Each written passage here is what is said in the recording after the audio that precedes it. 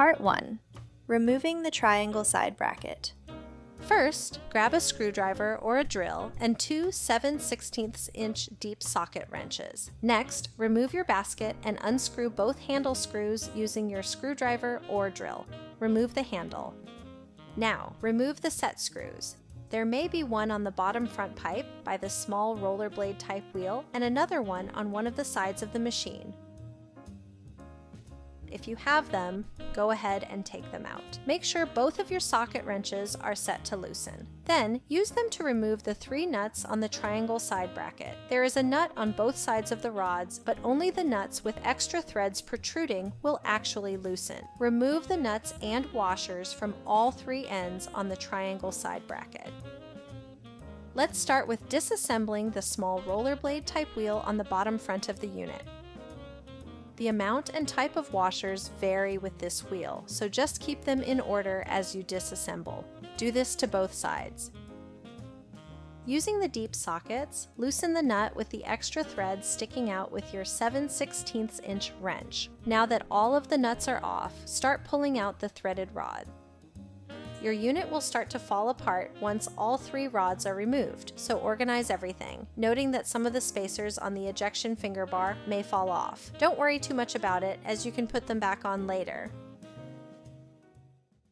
Part 2. Replacing the triangle side bracket. Orient the new triangle side bracket with the handle hole facing up near the center of the wheel drum. Some brackets will have lock nuts in them. Place the lock nuts on the inside, facing the unit. If you have a metal washer, make sure the lip fits right on the inside of the shelf, as shown here. Grab one of your shorter threaded rods and push it through the center of the collector wheels, making sure you have a washer still on the rod. Head over to the other side of the wheelbase and place the second triangle side bracket on the pipe. Now hold the nut at the end of the rod and move it around until you get the threaded rod through the hole. This may take a minute, but you can do it. After the rod is through both brackets, place a washer on the rod and a nut. Tighten with your 2 socket wrenches.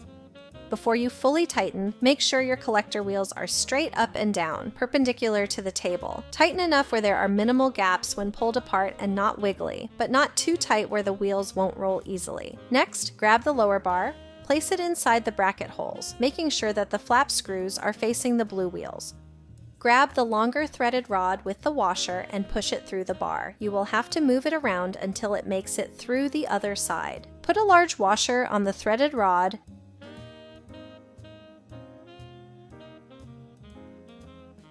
and then a nut. Finger tighten for now.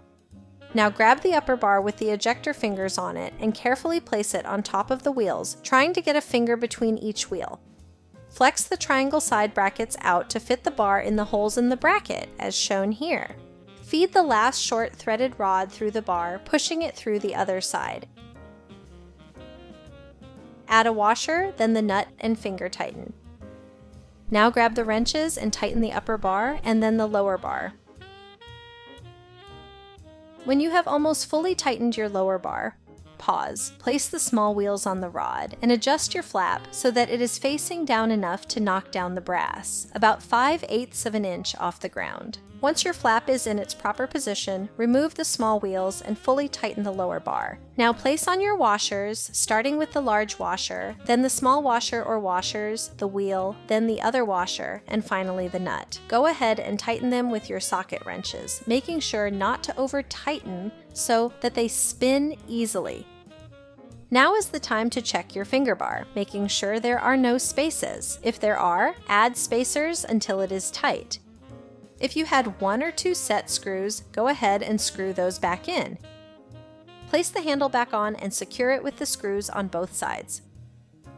Finally, put the basket back on and your ammo up unit is ready to pick up brass.